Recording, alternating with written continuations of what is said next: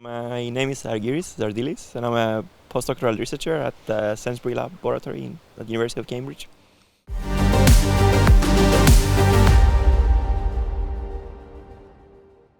So there are a few things. So the first thing that I'm really interested in is not just the chemical basis of morphogenesis, but the mechanochemical basis of morphogenesis. So how chemical signals interact with mechanical signals to give us the shapes that we see in flowers, but also other organs. So morphogenesis is the creation of form, of shape. And I think it's one of the most interesting, maybe the most interesting problem in biology, because it really encapsulates all the kind of problems that we usually see in biology. Like how do you create something out of nothing? So how do you create life, basically, which is biology. My background, is maybe not very conventional, for plant sciences. So I started out doing computer science, and then I did a master's in computer science, and then my PhD was kind of in between computer science and biology. During my master's is where I started getting into biology. I did a project, my final master's project in this topic, and then I thought that was interesting, so I went into that. At the same time, I was interested in programming languages, the development of programming languages. So at my PhD, we developed this programming language to write biological models. And then I started using it to create some models, and then I got into the modeling. And then now at my current job, I'm only doing the modeling in a real biology lab at the Sainsbury Lab.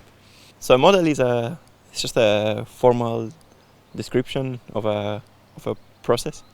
I mean, there are also models that are not formal. So if I tell you something, or how something works, it's also a model, but it's not formal. I can formalize that by writing it in some kind of formal language, which could be mathematics or something else, some kind of computer science language.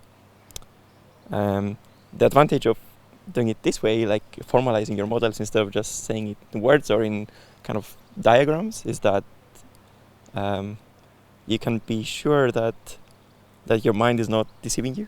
So if you have if you try to fit everything in your brain, especially if it's a complex system, if you try to fit everything in your brain and try to see what will happen, try to make a guess of what will happen, it's really very difficult, especially as the processes become more complex. But if you have a model, then your assumptions are always stated, and a model is kind of like a machine that turns your assumptions into something, and that something you're guaranteed that it will be correct as long as your assumptions are correct, which gives you this advantage that your mind is not tricking you. So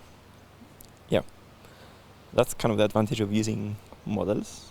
And as we go into more complex processes like development, which is I'm interested in, or morphogenesis, then it's almost impossible to animate a process in your brain. So you kind of have to animate it in a formal way.